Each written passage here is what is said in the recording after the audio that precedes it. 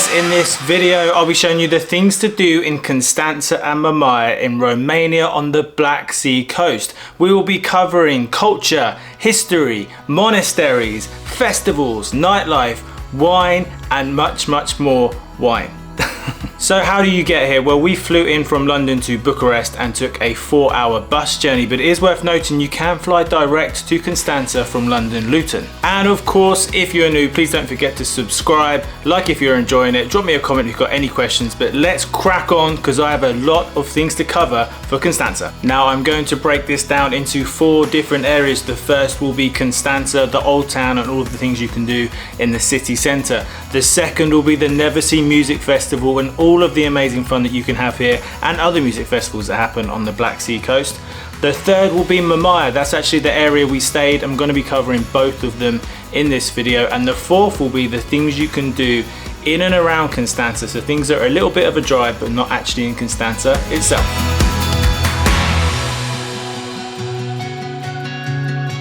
Okay, the first one, starting in Constanta city centre, is the Archaeological Park and Victory Monument. I'm going to group these together because they're right next to each other within the same park. It's a great place to start, right in the heart of the city, and it's an important site back in the Roman Empire days. And here we are in Constanta, kicking things off with the Archaeological Park, the Victory Monument and the Navy Museum. It's a beautiful day and it is great to be here. Yes, the park has been renovated, so not everything is original in the archaeological park, but that doesn't mean that it's not interesting. And then the monument itself, this is something that symbolizes Romanian bravery and resilience during World War II against the fascists. A very important monument to go and visit, and it's a beautiful park and a lovely area to start. Our next stop is the Constanta History and Archaeological Museum and the square itself that it sits in.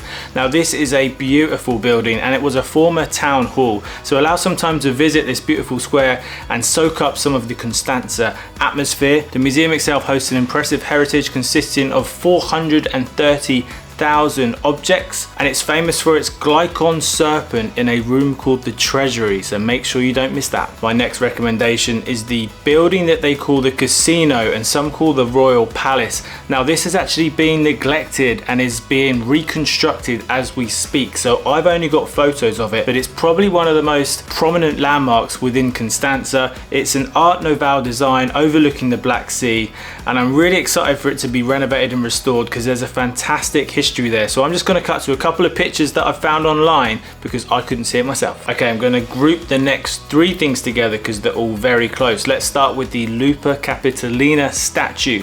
This is a replica of the original she-wolf statue and was a gift from the Italian community to symbolize the strong historical and cultural connection between Constanta and the Roman Empire. Very close to here you'll find the Museum of Folk Art, which is a beautiful building itself, so drop by and have a look at that. And you'll also find a couple of really impressive street art right around the corner. My next suggestion is Wind Street. All of these are very close. This is the second smallest street in Romania and a very great photo stop with a mix of Armenian and Greek architecture. And then the third stop I suggest is the Metamorphosis Greek Orthodox Church.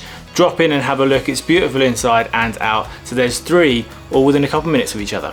Okay, 2 museums for you now. The first one is the Art Museum of Constanta, a lovely art museum with changing exhibitions, mostly Romanian artists. They had a fantastic exhibition there while we were there from a new contemporary artist called Irina Dragomir. I really recommend having a look at her work. It's absolutely brilliant.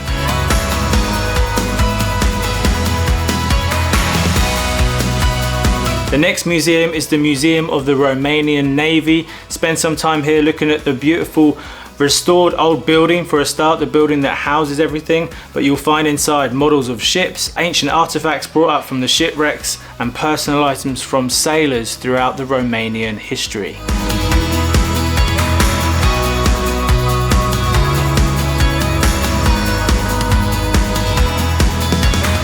And finally, within Constanta itself, drop by the Tomis port and the wheel. You can actually ride the wheel and have a great view over the harbour, or just wander around the harbour itself and sit and have some food. It's a beautiful spot for a sunset. Okay, moving on now to one of the main reasons that I came to Constanta myself, and that is for the Neversea Music Festival, an electronic dance music festival, supposedly the biggest beach or seaside festival in the world.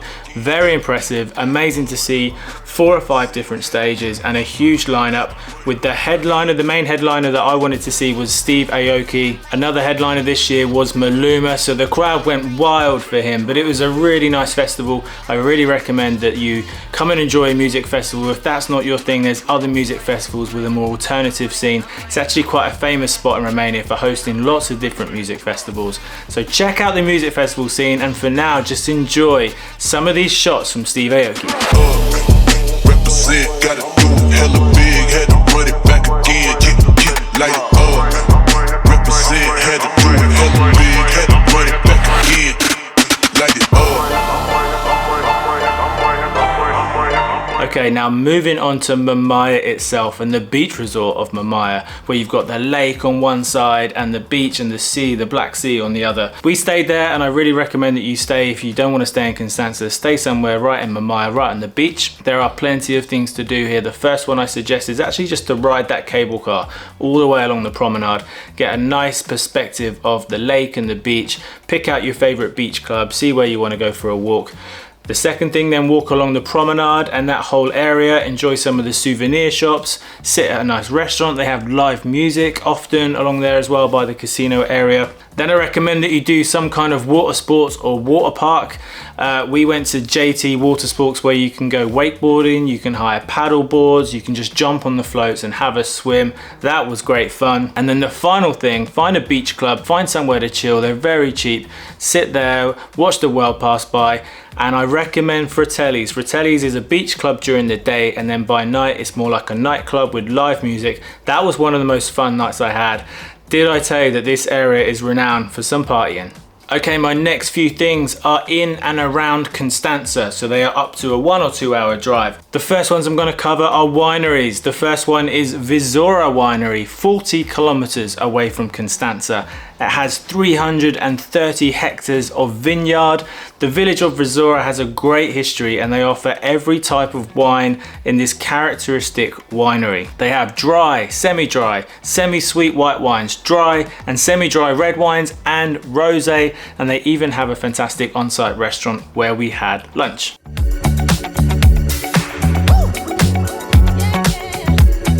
My second winery is the Murfatlar winery. I'm not sure if I'm pronouncing that. If I'm pronouncing anything wrong, drop it in the comments below, because I always like to know.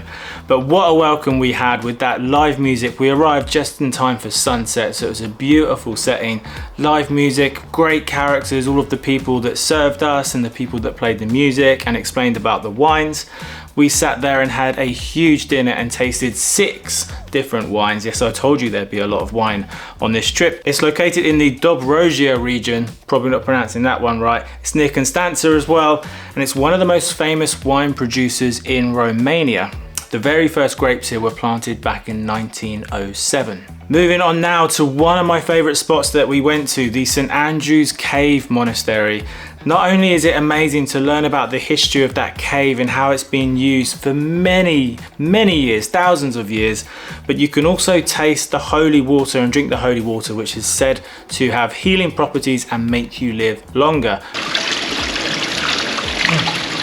And now I live to be 90, 100. 120, I would say. 120. But what a beautiful place, what a beautiful church, and fantastic to learn about some of the history with Christianity in the area and know how important that place was over the past.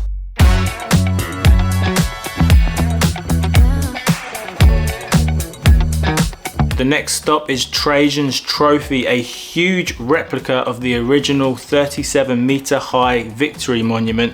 It's a symbol of Roman power and a nod to the Roman history in the area, and it's well worth a visit. Any surviving parts of the original are stored in my next recommendation, the Archaeological Museum of Adamclisi.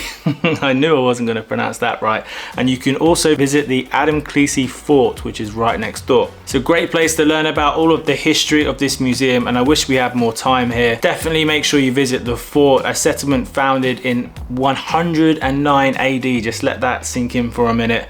These give you a brilliant idea of the Roman history and presence in Romania. Okay, I've just about got enough time to run you through a few of my favorite restaurants and food stops in Constanta and Mamaia. The first one is Harlequin by the Lake, right there on the lake, a beautiful setting, a lovely atmosphere, and you must try the fritto misto. The second place is the Lupa restaurant within the Lupa Hotel, a great location in Constanta, right by a lot of the things I talked about earlier. We had some lovely live music when we arrived, and it's Italian inspired cuisine. The third one is the Ciahana Pontica restaurant, a beachfront location famous for its local seafood and its mussels. And finally, the Beta restaurant right in the heart of Constanta. Great prices, big portions, and again, very close to a lot of the sites that I recommended earlier. All right, so there you have it. I've whizzed through all of the things to do in Constanta and Mamaia. I've talked about the Neversea festival, the old town, a few other things to do in the area, but I'm curious, do you have anything to add?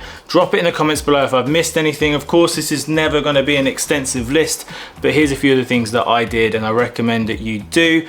So please let me know in the comments. If you've enjoyed it, give the video a thumbs up. Don't forget to subscribe if you haven't already. You can also turn on the notifications. Other than that, thank you for watching, and of course, happy travels.